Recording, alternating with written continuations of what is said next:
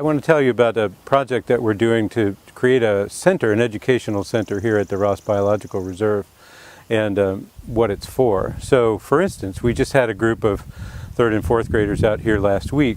So we're trying to build a building that not only will provide a platform or kind of a launching pad for those things, but also be an embodiment of ecological principles that the kids are learning. So this will be a self-powering building, a net zero energy building that relies on solar power, that's super insulated and reduces materials impacts and energy needs.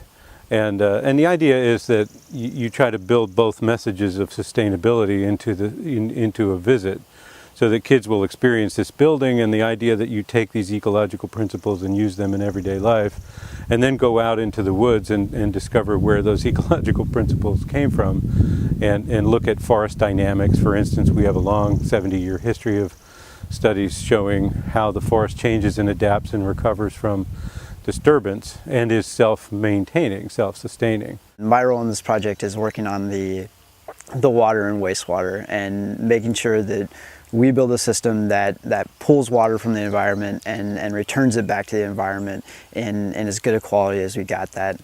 So this has been a process that's evolved over a year now, visiting sites here in the county that use wetlands-based treatments, and even going as far away as Seattle to check out a place called the Birchie School and look at their composting system. We're taking a combined approach of all these systems to build a system which is more well thought out and more in-depth investigated than any project that I've personally ever worked on.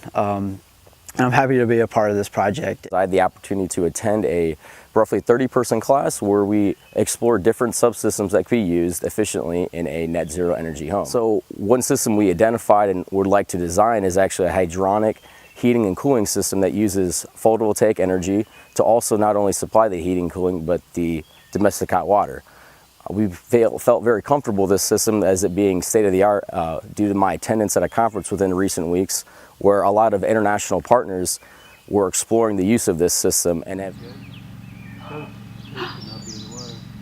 6 students from a conservation biology course designed an outreach program for elementary school kids looking at wetland loss and amphibian population declines. These students volunteered a lot of their time implementing this program, tying it to curriculum standards, and working with an elementary school teacher in order to integrate this program with her lesson plan. Since all Lindsey's community efforts, we've been developing outreach programs to involve the community to learn about ecology and have direct experience with natural history.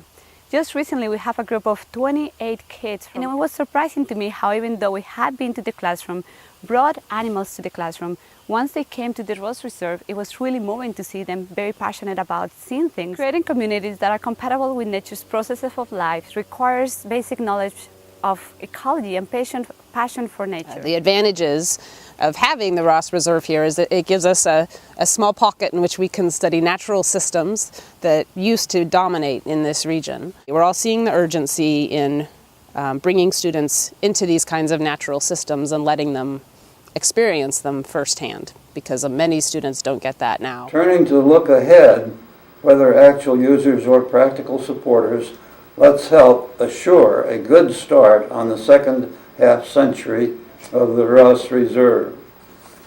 Thank you.